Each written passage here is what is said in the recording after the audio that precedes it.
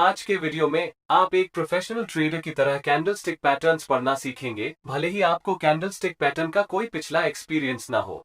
अच्छी बात यह है कि मैं किसी एक पैटर्न को याद किए बिना एक प्रोफेशनल की तरह कैंडलस्टिक पैटर्न्स को पढ़ने का एक सरल तरीका बताऊंगा। सही बात है, आपको इनमें से किसी भी पैटर्न्स को बाय हार्ट करने की जरूरत नहीं है। कैंडलस्टिक्स चार्ट पर स्टॉक्स या सिक्योरिटीज के मार्केट प्राइस दिखाने का एक तरीका है। कैंडलस्टिक्स प्राइस का रिप्रेजेंटेशन करने का एकमात्र तरीका नहीं है। हमारे पास उन्हें प्लॉट करने के अन्य तरीके हैं, जैसे बार चार्ट्स, लाइन चार्ट्स एटसेट्रा। लेकिन कैंडलस्टिक्स अधिक लोकप्रिय तरीकों में से एक है। कैंडलस्टिक में आमतौर पर दो भाग होते हैं, एक रियल बॉडी और शैडो या विक्स। इसके अलावा जब आप कैंडलस्टिक्स के साथ काम कर रहे हो तो आपको पता होना चाहिए कि चार्ट पर प्रत्येक कैंडलस्टिक्स के लिए 4 प्राइस पॉइंट्स हैं। ये 4 प्राइस पॉइंट्स इस प्रकार हैं: ओपन प्राइस, हाई प्राइस, दी गई टाइम पीरियड के लिए लो प्राइस और क्लोजिंग प्राइस, या बस हम उन्हें OHLC कहते हैं। कैंडलस्टिक का रियल बॉडी ओपन और क्लोज प्राइसेस को दिखाता है, जबकि बॉडी के ऊपर और नीचे की शैडोज उस विशेष टाइम पीरियड के लिए हाई और लो प्राइसेस को दर्शाती है। कैंडल शैडोज बाती की तरह दिखती हैं और इसलिए इन्हें कैंडलस्टिक्स कहा जाता है। ऊपरी शैडो उस टाइम पीरियड के हाई प्राइस को दर्शाती है और लोअर शैडो उस टाइम पीरियड के लो प्राइस को दर्शाती है। कैंडल हाई एक विशेष टाइम पीरियड में कैंडलस्टिक का हाईएस्ट प्राइस पॉइंट है, जबकि कैंडल लो एक विशेष टाइम पीरियड में कैंडलस्टिक का सबसे लोएस्ट प्राइस पॉइंट है, जो इस बात पर निर्भर करता है कि आप किस टाइम फ्रेम पर ट्रेड कर रहे हैं। कैंडलस्टिक पैटर्न में आमतौर पर दो लोकप्रिय रंग होते हैं, हरे और लाल बाज। आपके द्वारा उपयोग की जाने वाली सेटिंग्स के आधार पर कभी कभी यह सफेद और काला हो सकता है, लेकिन आमतौर पर यह लाल और हरा होता है। एक बहुत ही महत्वपूर्ण विशेषता यह है कि हरे और लाल बाज के लिए उनके ओपन और क्लोज प्राइसेस अलग अलग पोजीशंस पर होती हैं। कैंडलस्टिक के शरीर का रंग निर्धारित करता है कि कैंडलस्टिक एक बुलिश या बेरिश प्राइस मूव दिखा रहा है। यानी अगर ओपन प्राइस क्लोजिंग प्राइस से कम है तो कैंडलस्टिक की बॉडी ग्रीन या व्हाइट होगी। अगर ओपन प्राइस क्लोजिंग प्राइस से ज्यादा है तो कैंडलस्टिक की बॉडी रेड या ब्लैक होगी। रियल बॉडी जितना लंबा होगा, कैंडलस्टिक उतनी ही अधिक बुलिश या बेरिश होगी। चार्ट में बहुत सारे कैंडलस्टिक पैटर्न हैं, जिनमें एनगल्फिंग कैंडलस्टिक्स हो सकता है, shooting stars, hammers, hanging man, inverted hammers, doji आदि कुछ उदाहरण हैं। यदि आप इन सभी पैटर्न्स को एक एक करके सीखना शुरू कर दें तो यह बहुत कठिन और कंफ्यूजिंग लगेगा। लेकिन चिंता न करें, क्योंकि हमारे पास यह समझने का एक आसान तरीका है कि प्रत्येक कैंडलस्टिक्स का क्या अर्थ है, और हम प्रत्येक कैंडल्स की ताकत भी निर्धारित करेंगे। इस तरीके को सीखने के लिए आपको बस दो छोटी छोटी बातें समझनी होंगी। नंबर 1, ओपन, हाई, लो और क्लोजिंग प्राइसेस या कैंडलस्टिक्स का OHLC। और नंबर 2, यह पता लगाना है कि एक टाइम पीरियड में बाजार में कौन अधिक डोमिनेंट है, बुल्स या बेयर्स या बायर्स या सेलर्स। आइए कैंडलस्टिक्स की पहली कैटेगरी पर अपनी चर्चा शुरू करें। इन कैंडलस्टिक्स को मिरुबुजु कहा जाता है। हम पहले टाइप को देखेंगे। चूंकि कैंडलस्टिक्स हरे रंग की है, इसलिए यह एक बुलिश कैंडलस्टिक है। इसका रियल बॉडी बड़ा है, लेकिन ऊपर या नीचे दोनों तरफ कोई विक्स या शैडोज नहीं है। हम जानते हैं कि रियल बॉडी जितना लंबा होगा, कैंडलस्टिक उतनी ही बुलिश होगी। इस कैंडलस्टिक का OHLC इस प्रकार है। चूंकि यह एक बुलिश कैंडल है, इसलिए बायर्स डोमिनेंट हैं और क्लोजिंग प्राइस ओपनिंग प्राइस से अधिक है। कैंडल के दोनों तरफ कोई विक्स नहीं है, इसलिए हाई और लो प्राइसेस क्लोज और ओपन प्राइसेस के साथ ओवरलैप होती हैं। As a rule of thumb, candlesticks की शैडो प्राइस रिजेक्शन या अपोजिंग प्लेयर्स द्वारा रेजिस्टेंस का संकेत देती है। एक बुलिश मिरुबुजु के मामले में ओपन और लो प्राइसेस कोइंसाइड होती हैं और हाई और क्लोजिंग प्राइसेस ओवरलैप होती हैं, जिसका अर्थ है कि बेयर्स द्वारा कोई सेलिंग प्रेशर नहीं था। इसलिए यह हमें इस निष्कर्ष पर लाता है कि बुलिश मिरुबुजु सबसे मजबूत बुलिश कैंडल है जो हम चार्ट पर पा सकते हैं। लेकिन हमें पैटर्न के साथ फ्लेक्सिबल होना होगा, यानी हमें पहले क्वांटिफाई करना होगा और फिर वेरीफाई करना होगा, क्योंकि बाजार में पैटर्न्स वैसा नहीं होता जैसा कि टेक्स्ट बुक्स में दिखाया जाता है। तो आइए इस कैंडलस्टिक पैटर्न को देखें, जहां प्राइस इस पीरियड के लिए हायर लेवल पर क्लोज हुई है। यह लोअर लेवल पर ओपन हुआ और हाई प्राइस पर क्लोज हुआ, जिसका अर्थ है कि यह एक बुलिश कैंडलस्टिक है। इसमें एक छोटी लोअर विक और एक छोटी अपर विक होती है। लेकिन हाई और लो प्राइसेस क्लोज और ओपन प्राइसेस के बहुत करीब हैं, जिसका अर्थ है कि बेयर्स द्वारा बहुत कमजोर सेलिंग प्रेशर है। रियल मार्केट कंडीशंस में हम इन कैंडलस्टिक्स को बुलिश मरूबजू के रूप में मान सकते हैं, क्योंकि भले ही थोड़ा सेलिंग प्रेशर था, फिर भी यह एक मजबूत बुलिश कैंडल है। अब हम बेरिश मरूबजू की ओर बढ़ेंगे, जो बुलिश मरूबजू के समान है। बेरिश मरूबजू एक बुलिश मरूबजू के समान है, लेकिन यह पैटर्न सबसे मजबूत बेरिश पैटर्न है। एक बेरिश कैंडलस्टिक के लिए ओपन प्राइस क्लोजिंग प्राइस की तुलना में अधिक होती है। ऐसा इसलिए है क्योंकि सेलर्स सभी अवेलेबल प्राइसेस पर बेचने को तैयार हैं। एक बेरिश मरूबजू इंगित करता है कि स्टॉक में इतना अधिक सेलिंग प्रेशर है कि मार्केट पार्टिसिपेंट्स वास्तव में हर उपलब्ध प्राइस पॉइंट्स पर इतना अधिक बेच रहे हैं कि कैंडल अपने लोएस्ट प्राइस पॉइंट के पास क्लोज हो गया। एक बेरिश मरूबजू के मामले में ओपन और हाई प्राइसेस कोइंसाइड होती हैं, जबकि लो और क्लोजिंग प्राइसेस ओवरलैप होती हैं। इस कैंडलस्टिक में एक बड़ा रियल बॉडी होता है, जिसके दोनों एंड्स पर कोई विक्स नहीं होती है, जो एक मजबूत सेलिंग प्रेशर और बुल्स द्वारा खरीद या ऑपोजिशन की पूरी कमी का संकेत देता है। जैसा कि पहले मेंशन किया गया है, रियल मार्केट कंडीशंस में ट्रेड करते समय हमें थोड़ा फ्लेक्सिबल होना चाहिए। आइए कैंडलस्टिक्स की अगली कैटेगरी को देखें। ये पिनबाज हैं। पिनबा की पहली कैटेगरी हैमर और हैंगिंग मैन है। चलो हैमर के बारे में बात करते हैं। एक पिनबा को हैमर तब माना जाता है जब यह डाउन ट्रेंड के अंत में दिखाई देता है। हैमर में ऊपरी एंड पर एक रियल बॉडी के साथ एक लंबी लोअर शैडो होता है। लोअर शैडो जितनी लंबी होगी, पैटर्न उतना ही बुलिश होगा। हैमर के लिए पूर्व ट्रेंड एक डाउन ट्रेंड होना चाहिए। हमें फॉलोइंग तरीके से हैमर पैटर्न की कल्पना करनी चाहिए। बाजार एक मौजूदा डाउन ट्रेंड में है, इसलिए बेयर्स बाजारों के पूर्ण नियंत्रण में है। जब एक हैमर पैटर्न बनता है तो प्राइस और भी कम हो जाती है और यह एक नया लोअर लेवल बनाती है। हैमर फॉर्मेशन पर प्राइस एक्शन यह इंगित करती है कि बुल्स ने कीमतों को और नीचे गिरने से रोकने का प्रयास किया। इसका मतलब है कि बेयर्स ने बाजार को नीचे लाने का प्रयास किया, लेकिन वे ऐसा करने के अपने प्रयास में सफल नहीं हुए, क्योंकि बुल्स ने इतना अधिक बाइंग प्रेशर उत्पन्न किया कि कैंडलस्टिक के ओपन प्राइस के करीब प्राइस क्लोज हो गई। बुल्स के इस कदम से शेयर के सेंटिमेंट में बदलाव की संभावना है। तो हम कह सकते हैं कि हैमर एक रिवर्सल पैटर्न है और यह बाजार में बुलिश रिवर्सल का संकेत दे सकता है। अब हम हैंगिंग मैन के बारे में बात करेंगे। एक पिनबा को एक हैंगिंग मैन तब माना जाता है जब यह किसी ट्रेंड के टॉप एंड पर दिखाई देता है। हैमर पैटर्न के समान हैंगिंग मैन भी एक रिवर्सल पैटर्न है, सिवाय इसके कि हैंगिंग मैन एक बेरिश रिवर्सल कैंडलस्टिक पैटर्न है। एक हैंगिंग मैन बाजार के हाई का संकेत देता है। हमें फॉलोइंग तरीके से हैंगिंग मैन पैटर्न की कल्पना करनी चाहिए। बाजार एक मौजूदा अप ट्रेंड में है, इसलिए बुल्स बाजार पर पूर्ण नियंत्रण में है।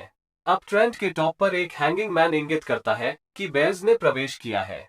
यह हैंगिंग मैन की लंबी लोअर शैडो से संकेत मिलता है, जो दर्शाता है कि बेयर्स बुल्स के डोमिनेंस को रोकने की कोशिश कर रहे हैं। बुल्स ने प्राइसेस को ऊपर बढ़ाने की कोशिश की, लेकिन बेयर्स ने बहुत अधिक सेलिंग प्रेशर बनाने में कामयाबी हासिल की कि कीमत एक छोटे से रियल बॉडी का फॉर्मेशन करते हुए ओपन प्राइस के बहुत करीब क्लोज हो गई।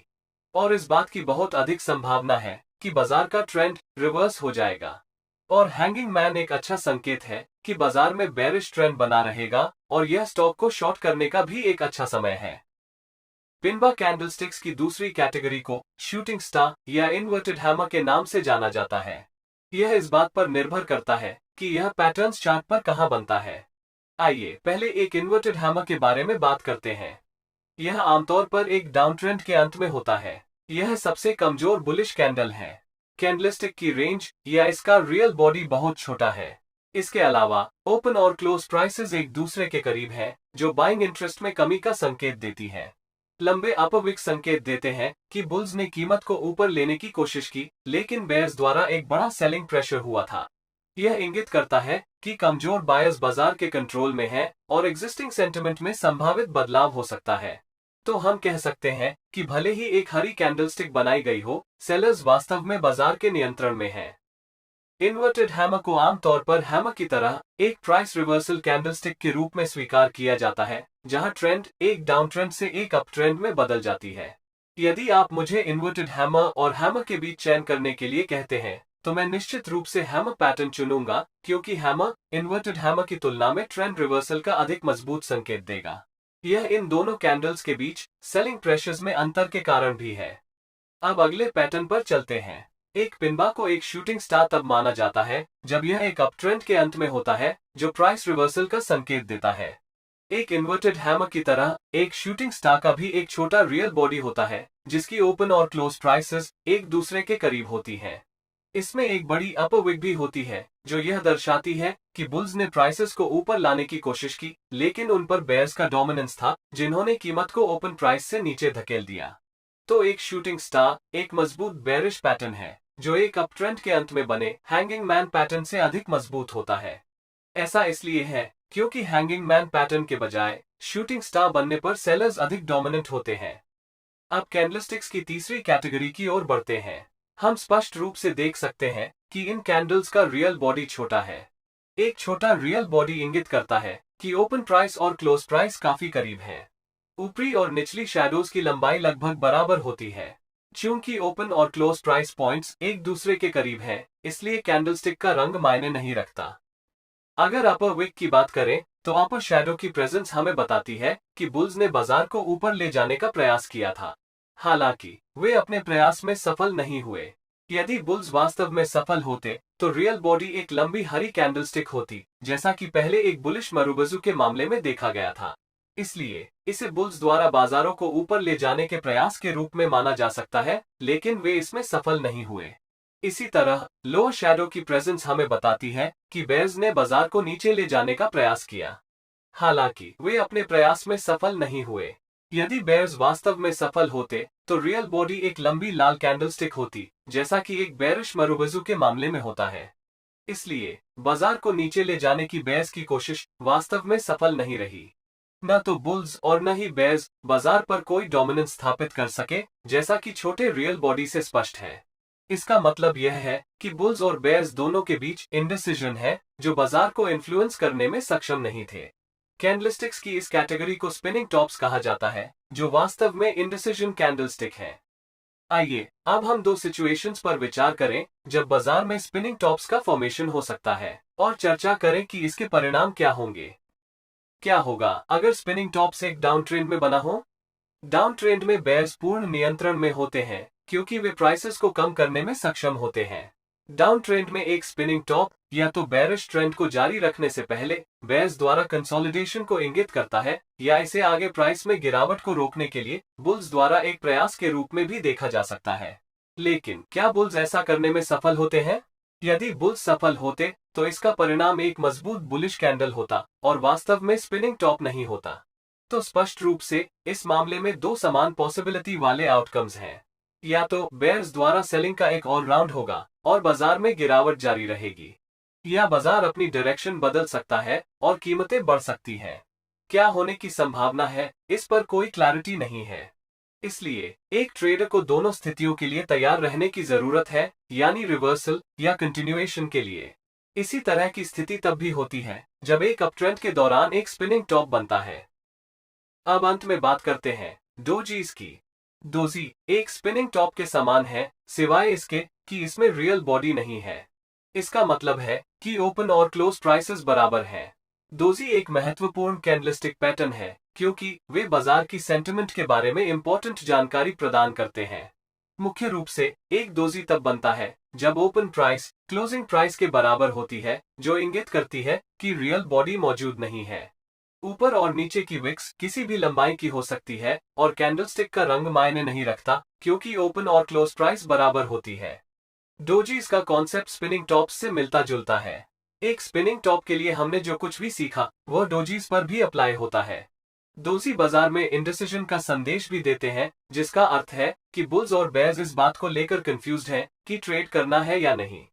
डोजी और स्पिनिंग टॉप दोनों ही ट्रेडर्स को बाजार में सतर्क रहने के लिए कहते हैं।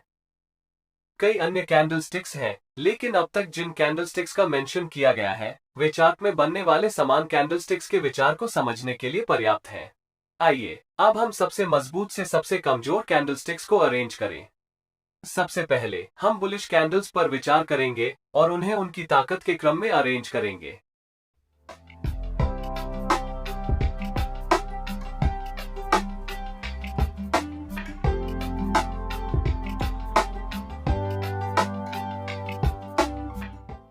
अब हम बेरिश कैंडलस्टिक्स को उनकी ताकत के क्रम में सबसे मजबूत से सबसे कमजोर तक अरेंज करेंगे।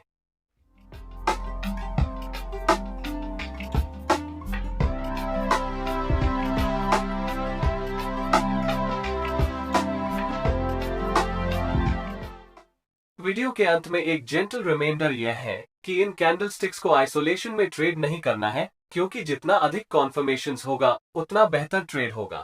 मुख्य बात जो मैं सामने लाने की कोशिश कर रहा हूं वो यह समझना है कि प्रत्येक कैंडलस्टिक पैटर्न्स का क्या अर्थ है, और बाद में आप इन टूल्स और टेक्निक्स का उपयोग कर सकते हैं जिन्हें आपने सीखा है, और फिर इस ट्रेनिंग के अपकमिंग एपिसोड्स में विभिन्न कॉन्सेप्ट्स को सीखने के बाद उन्हें अपनी ट्रेडिंग प्लान का हिस्सा बनाएं। दोस्तों, आज के लिए बस इतना ही।